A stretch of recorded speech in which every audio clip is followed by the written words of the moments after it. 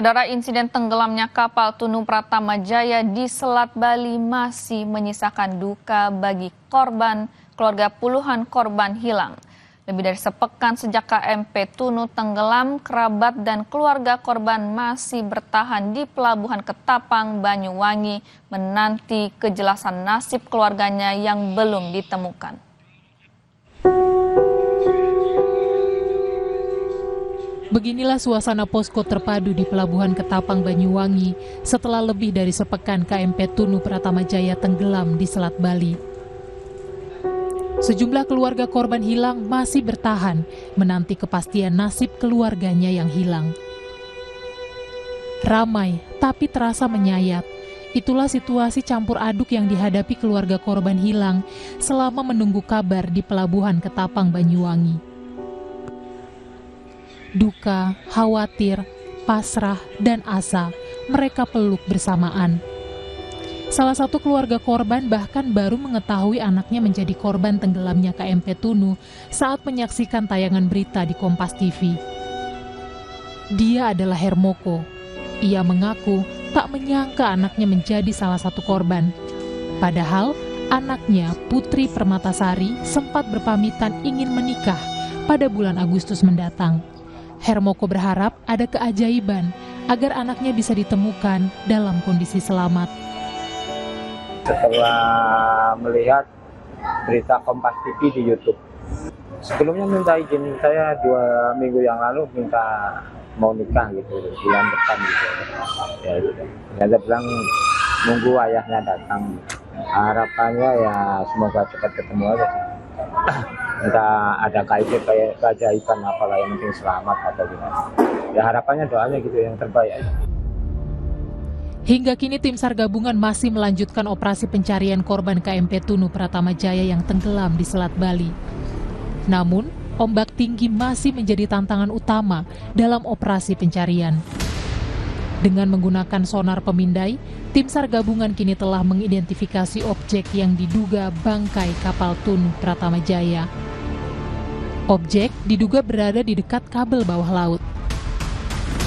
Saat ini KRSPK masih terus melaksanakan konfirmasi kembali menggunakan scan sonar, kemudian mengukur arus yang ada di sana yang tadi pagi sudah dilaporkan bahwa memang arus di sana kencang, kemudian dasar lautnya adalah karang, sehingga sangat menyulitkan apabila akan dilaksanakan lekuk jangkar di sana. Di hari ke-9 sejak peristiwa tenggelamnya KMP Tunu, 15 orang dinyatakan meninggal dunia, sementara 30 lainnya selamat dan 20 orang masih dalam pencarian. Rendra Farandika, Kompas TV, Banyuwangi, Jawa Timur.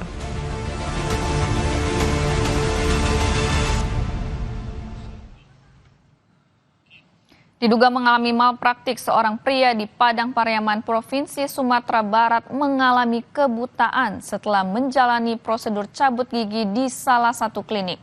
Namun pihak klinik membantah kebutaan yang dialami korban akibat prosedur pencabutan gigi, melainkan ada penyebab medis lain.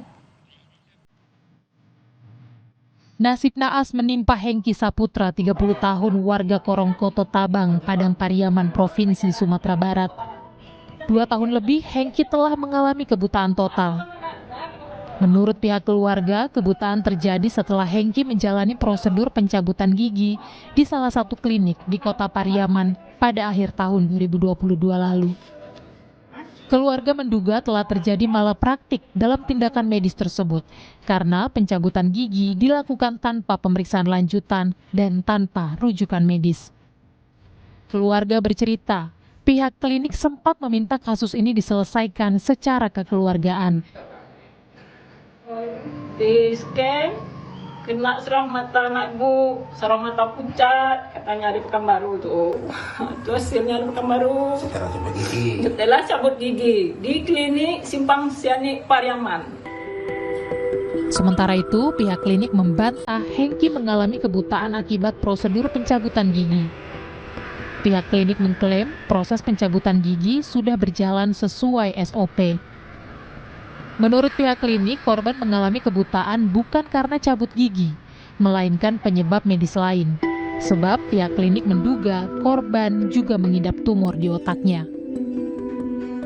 Perkaranya udah selesai di bulan kemarin. Saya dinyatakan alhamdulillah tidak bersalah dan tidak malpraktek dan tidak menyebabkan mata saudara Hengki ini buta. Ternyata dari hasil klarifikasi tersebut bahwa saudara Hengki ini ibunya pernah cerita karena kita sesama tetangga, dia pernah berobat ke M. Jamil di tahun 2024 menyatakan ada tumor di kepala saudara Hengki tersebut. Pada akhir tahun 2022, Hengki merasakan ada gigi tumbuh di langit-langit mulut bagian kanan. Lambat laun, gigi tumbuh tersebut menimbulkan rasa sakit, sehingga ia memutuskan untuk cabut gigi di klinik. Namun setelah giginya dicabut, Hengki malah mengalami buta permanen. Keluarga Hengki sempat melaporkan dugaan malapraktik ini ke polisi. Namun, polisi menyatakan SP3 atau penghentian penyidikan karena dianggap tidak cukup bukti. Rio Johannes, Kompas TV, Padang, Sumatera Barat.